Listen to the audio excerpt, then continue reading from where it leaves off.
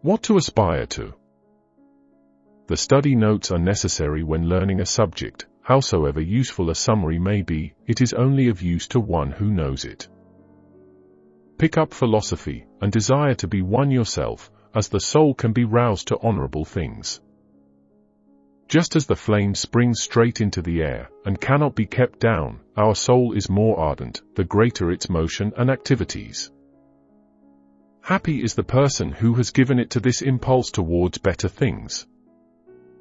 It is the quality of a great soul to scorn great things and to prefer that which is ordinary rather than that which is too great. On Noble Aspirations.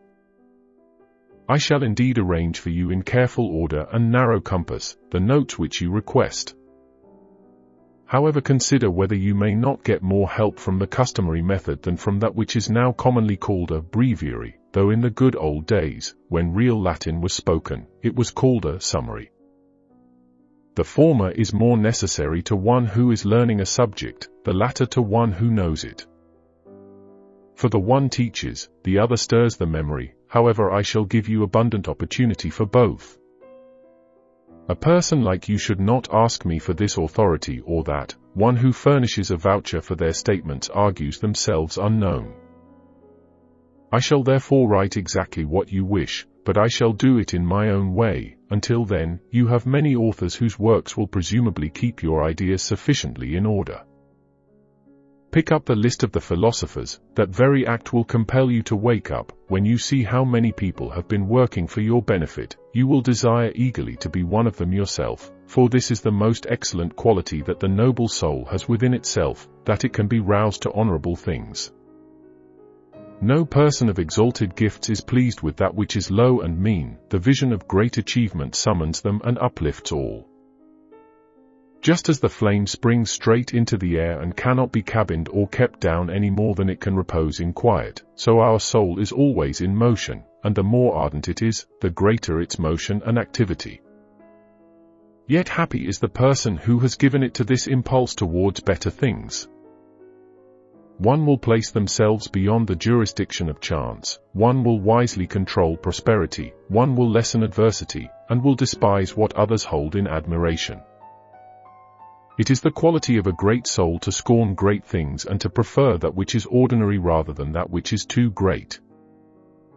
For the one condition is useful and life-giving, but the other does harm just because it is excessive. Similarly, too rich a soil makes the grain fall flat, branches break down under too heavy a load, excessive productiveness does not bring fruit to ripeness. This is the case with the soul also, for it is ruined by uncontrolled prosperity, which is used not only to the detriment of others, but also to the detriment of itself.